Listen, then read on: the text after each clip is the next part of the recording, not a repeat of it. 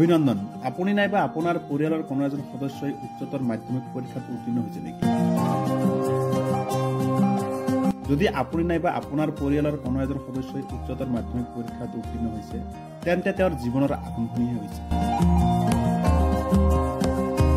কিন্তু এতিয়া তেওঁ কি কৰিব? তেওঁৰ পৰৱৰ্তী পদক্ষেপ কি হ'ব লাগে?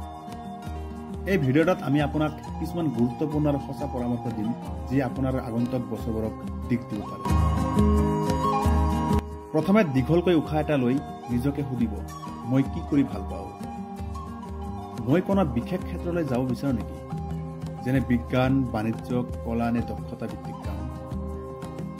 নিজৰ ভিতৰলৈ চোৱাটো গুৰুত্বপূৰ্ণ, কোনো হেঁচা নহয়।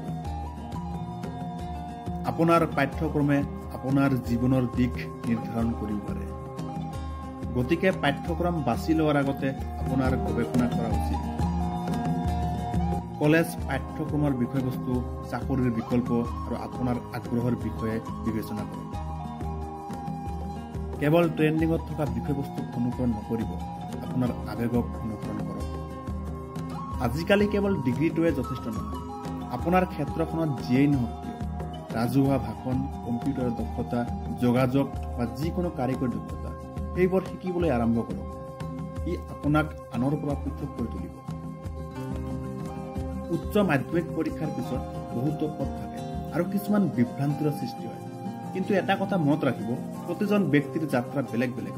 নিজকে আনৰ লগত তুলনা নকৰিব। যদি আপুনি কঠোৰ পৰিশ্ৰমী আৰু সততাৰে খোজ কাঢ়ে, তেন্তে পথটো নিজাববীয়াকৈ সৃষ্টি হ'ব।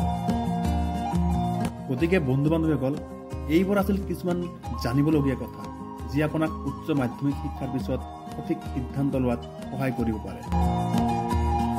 যদি আপুনি ভিডিঅ'টো ভাল পাইছে, অনুগ্ৰহ কৰি লাইক আৰু ছাবস্ক্ৰাইব কৰক।